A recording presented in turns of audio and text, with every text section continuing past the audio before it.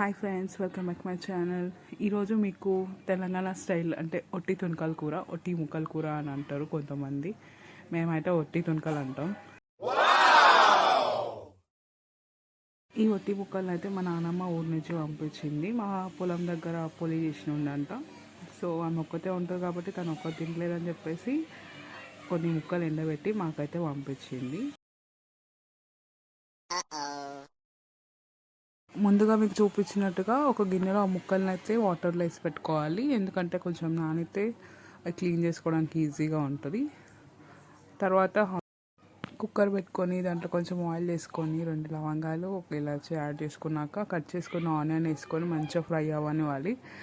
అయినాక కొంచెం అల్లం వెల్లుల్లి పేస్ట్ వేసి మంచిగా కలుపుకోవాలి. కలుపుకున్నాక మనం క్లీన్ చేసుకోవాలి. 1-2 సార్లు క్లీన్ చేసుకున్న ముక్కల్ని కుక్కర్లో వేసి కలుపుకోవాలి. మంచిగా ఆయిల్ పైకి తేలేంత వరకు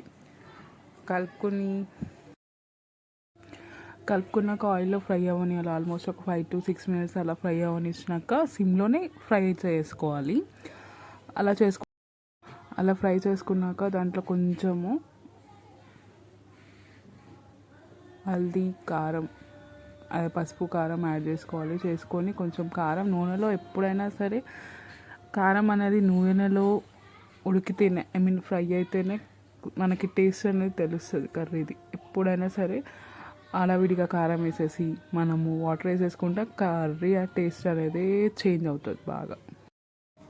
కారం యాడ్ చేసుకున్నాక ఒక 2-3 minutes అట్లా ఒక చిన్న మూత పెట్టేసుకోవచ్చు. లేకపోతే యాసిడ్ అలాగే కలుపుకుంటూ ఉండవచ్చు.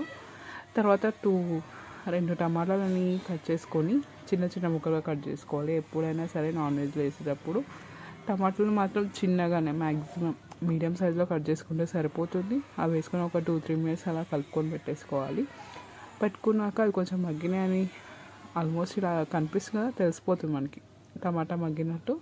ఆ మగ్గినాక వాటర్ యాడ్ చేసుకోవాలి. వాటర్ ఆల్మోస్ట్ ఒక 3-4 గ్లాస్ అయితే యాడ్ చేసుకోవాలి. ఎందుకంటే ఆ ముక్కలు ఉన్నాయి ఆల్రెడీ, మటన్ మామూలుగానే ఉడకదు. సో అవి ఆల్మోస్ట్ డ్రై అయినాయి కాబట్టి ఇంకా ఉడకదు. సో 2-3 గ్లాస్ వాటర్ వేసుకొని కుక్కర్ విజిల్ పెట్టుకోవాలి. ఒక 6-7 విజిల్స్ వచ్చేంత వరకు. ఎప్పుడైనా సరే విజిల్ పోయేంత వరకు మనం ఆగాలి. ఆగకపోతే ఏమవుతుందంటే కర్రీ అనేది అసలు ఉడకదు సరిగా.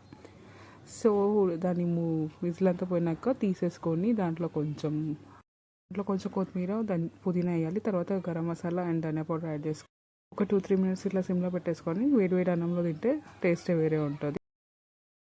Everyone, please subscribe my channel.